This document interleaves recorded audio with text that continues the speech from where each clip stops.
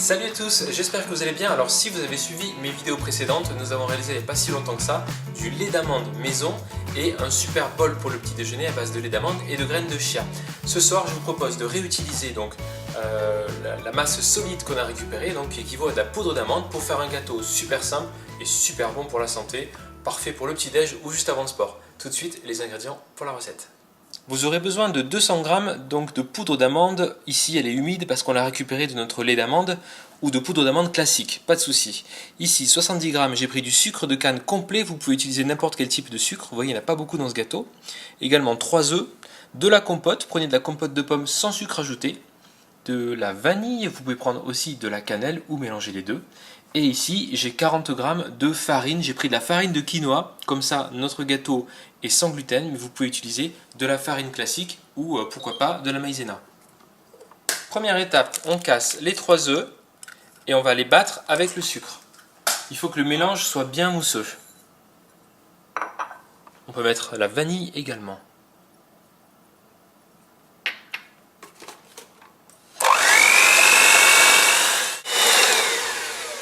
Mon mélange est bien mousseux, c'est parfait. Ce que je vais faire à présent, c'est que je vais ajouter la compote. Voilà. L'amande. On va bien mélanger. Et la farine. Donc ici, farine de quinoa. On mélange jusqu'à ce que l'ensemble fasse une pâte à gâteau bien lisse et bien homogène. Donc voilà, on a une préparation bien homogène. Et ma petite astuce, c'est quelques gouttes d'amande amère. Vraiment, voilà, quelques gouttes. Et ça va renforcer le côté d'amande du gâteau qui est vraiment super sympa. Ok, on a un moule à gâteau préparé. Donc ici, j'ai un tout petit moule à gâteau. Parce que je veux un gâteau bien haut et pas trop plat. Hein.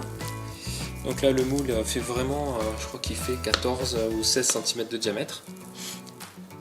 Voilà, vous pouvez envisager de doubler les proportions pour faire un gros gâteau.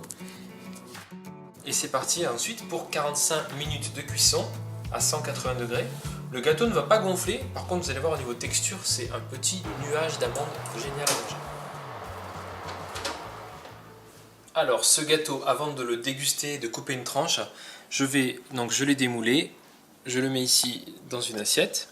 Vous voyez, donc ça fait un beau gâteau, il est bien compact, mais aussi bien moelleux, il n'y a pas de souci. Petite astuce pour le rendre encore plus gourmand tout en restant dans l'esprit sport et énergie, on va prendre une banane. Si vous avez ça, c'est parfait. Vous allez venir découper des petites lamelles de banane. Voilà, coupez-les dans la peau comme ça, c'est plus facile, ça vous fait un guide. Voilà, de la banane tout autour. On aurait pu d'ailleurs mettre à la place de la compote de pommes une banane pas trop grande, écrasée, mixée. J'ai haché une poignée d'amandes que je vais disposer au centre. Et enfin, pour apporter encore un peu de douceur et plein de bonnes choses, je peux mettre un peu de miel sur le dessus de mon gâteau. Je découpe une part pour vous montrer l'intérieur du gâteau.